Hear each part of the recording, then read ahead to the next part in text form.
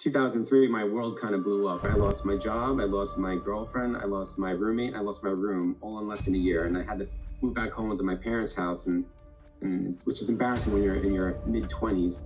I have OCD, so I happen to be a very obsessive person. Do you think that AI can replace the jobs of writers? Like earlier, they used to have quite professional careers in writing and journalism and all. Now, since AI has revolutionized, so what do you think?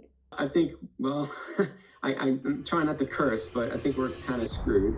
Hello everyone. Today I am joined by Michael Thomas Perone, an award-winning author known for blending childhood nostalgia, adventure, sci-fi, and emotional depth in books like Danger Pig, Deja Vu, and The Electric God and other shorts. His stories look back at growing up in the 80s while asking big questions about imagination, fear, and what it really means to grow up, even in rapidly changing tech-driven world. Michael, it's great to have you here. Welcome to the podcast. Thanks for having me. So let's start right at the beginning. What first inspired you to write the story of Danger Peak? Was it a significant moment that sparked the entire adventure? If I had to pinpoint the origin story for Danger Peak, it probably goes back to when I was a kid playing the old Nintendo game Excite Bike. It was one of those programmable games where you had to set out the course for your little motorcycle man to go through. And one day I created a giant ramp that looked like a mountain. As my little motorcycle man was going up that mountain, I thought to myself, well, that's an interesting image. And then I imagined that the mountain was a supernatural mountain. And then I imagined like what would be on top of that mountain. So that was the origin story for the short story version of the book. Was a short story before it was a full length novel.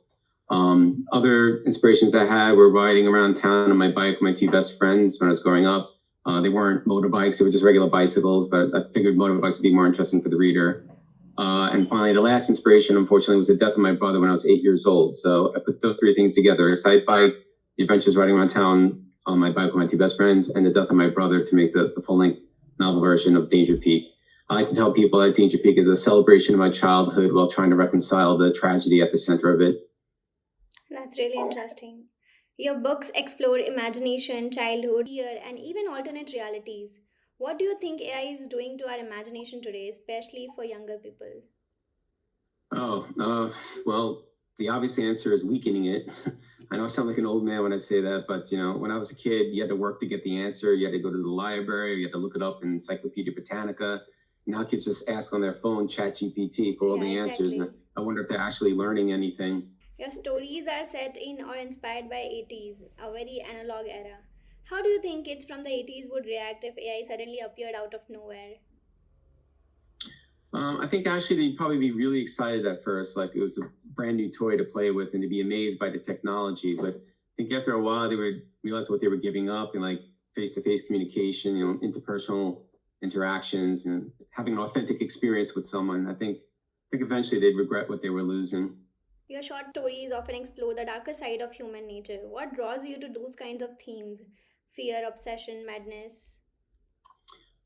Well, I have OCD, so I happen to be a very obsessive person. But besides that, I like exploring those themes because I just find them interesting. If everything in your book is going along swimmingly and all the characters are well adjusted, that's a pretty boring read, at least to me. Also, I've always thought of myself as being a sane person living in an insane world. How I view the world. It's one of the themes of my book, The Electric God and Other Shorts. I'll plug that here. Here's the book there. Um, so yeah, it's like I've always viewed the world as being crazy. I guess that's why I write so much about madness. You have written for newspapers and big websites. How has journalism influenced the way you write fiction? Yeah, I've written hundreds of articles, and doing that, you realize you have to make your point as quickly and as effectively as possible. And obviously with a novel, you have a lot more room to play with, but I still rely on my journalism skills. You want to capture the reader's attention, even if it's a scene of two people talking to each other. You still want to make it as exciting as possible or entertaining as possible. Books are entertainment after all. How has journalism has helped you to be a more disciplined writer? Uh, you have to, like, when you only have 250, 300 words to play with a newspaper article. You're limited to the space. So you got to cut your story down to the bone, get the most interesting facts, the most interesting pertinent details. So like I said, even though with a novel you have so much more room to play with, scene by scene, even if it's a boring scene, people just sitting around talking to each other, you want to, capture the details of the scene. You want to make it as interesting and rich and alive for the reader. There's so much entertainment out there with streaming. There's so much competition. Books are entertainment still. So you want to try to keep the people turning the pages, so to speak. Many writers fear that AI might replace creativity, but your books are so emotional and nostalgic. Do you think AI can ever capture that human heart in storytelling? Short answer, no. Not at least not right now. But storytelling, if it's good storytelling, it's multi-layered. It's not just text; it's subtext. I don't think AI understands that yet. Also, obviously, AI can't tell you what it's like to be human. When I'm writing my stories, it's like I'm basically trying to share my experience of what it's like to be human, and AI obviously can't do that. Only a human being can convey that. Talking about one of your book, in Deja Vu, you explore some tough themes: growing up, fear, mental health. What part of that book was the toughest for you to write? Oh, the ending was impossible to write. I had the first two-thirds of the stories in my head, but I just couldn't figure out the ending.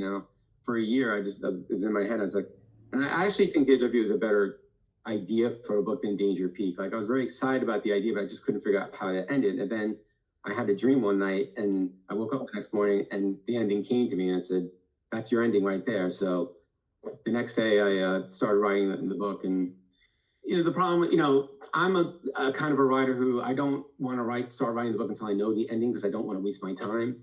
I know I have a few author friends who don't do that. They know what the general story is and they know what the characters are, but they just write, as they go along, like by the seat of their pants. But I don't like doing that. Um, like I said, as an adult, you have less time to play with. Even though it's ironic because I used to hate outlining when I was a kid. My teachers used to say, do Roman numeral I, introduce the characters, Roman numeral I, introduce the conflict, and the conflict escalates. But I hated doing that. I just like writing on the fly. But now I kind of need to do that so I don't go crazy, don't lose the plot. And like I said, I don't have that much time.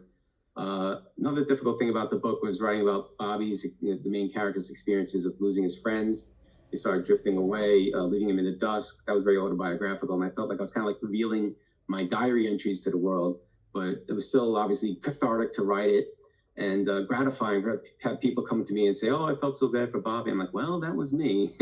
So yeah, those are the difficult parts to write of that book. The mountain in Danger Peak feels symbolic. What does the peak represent for you personally? Yeah, I keep getting this question, and it's kind of funny because I never thought of the peak as being a metaphor. I mean, so there's a literal, obviously, it's supernatural mountain in the book, but I never considered it being a metaphor. And then I started getting these questions. I started reading the book back. I'm like, oh yeah, obviously it is a metaphor. It's like climb every mountain, try to conquer the most difficult obstacles in your life. For me, writing the book itself was the peak, was the mountain, because I never, even though, like I said, I wrote hundreds of articles, I never wrote a book before. I wasn't sure I could do it. I wasn't sure I'd be able to finish it. I wasn't sure I'd get the story to book length.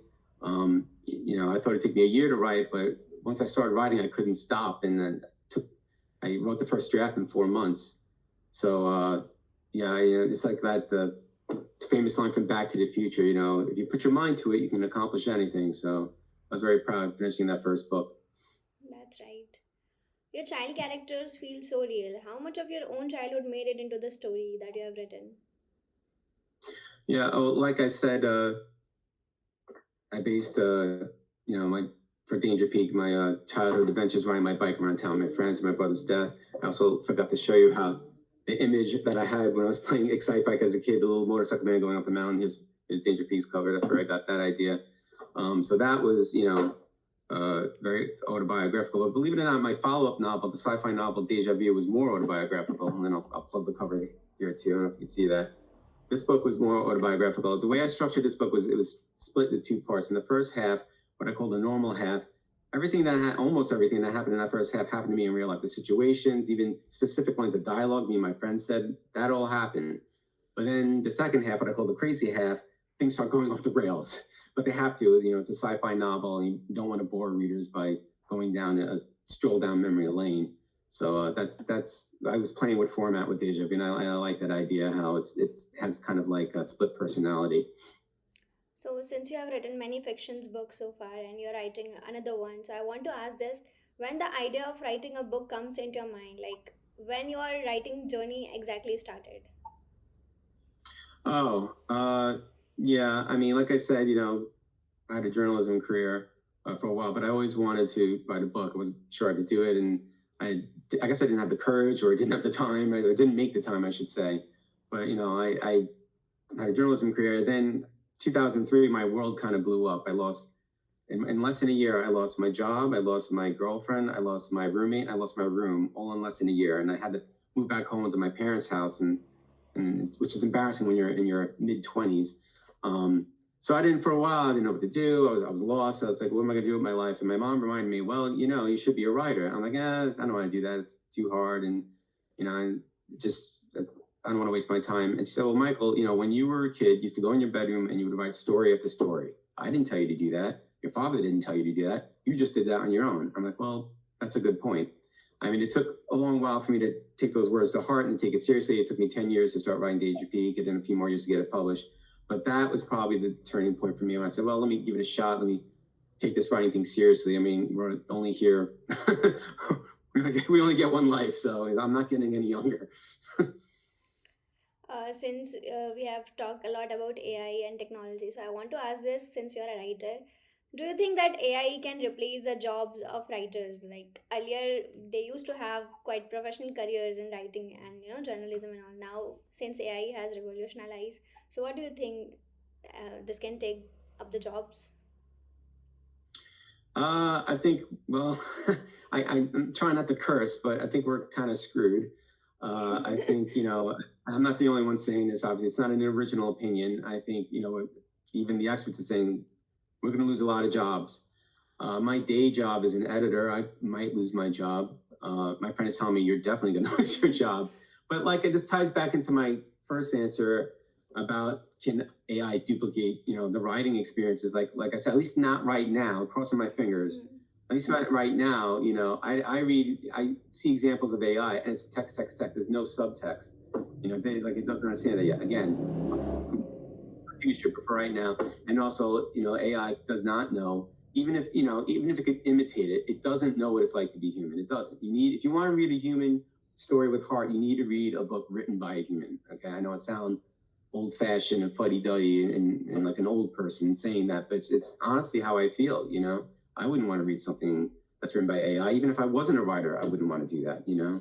It just doesn't strike me as a true, authentic experience. All right. So, moving towards the interesting segment of our conversation, rapid fire round. You just have to answer in just one word. Favorite 80s movie? Uh, Ghostbusters. Okay. A book you wish you had written? Oh, I really love Flowers for Algernon. I think it's a beautiful book. I wish I wrote that. Okay. Night writer or morning writer? I'm neither. Late afternoon.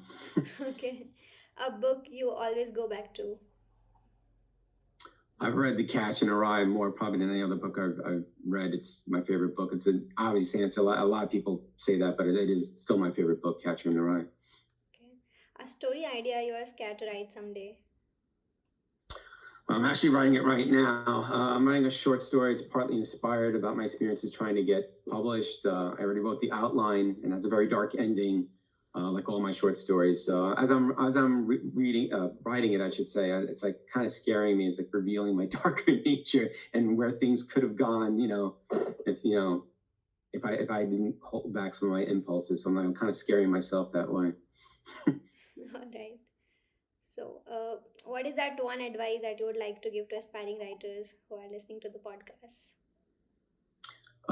Yeah, I get this question a lot, and I don't want to be like false modesty or false humility, but I don't really like answering the question because that like presumes that I'm an expert and I know all there is to know, and I don't. I'm here to tell you I definitely don't know everything. I'm making it up as I go along. That's the very definition of writing. The only thing I can say is very cliche advice: write what you know. Like I said, most of my books are autobiographical, and like tying back to my other answer, try to keep the reader's attention.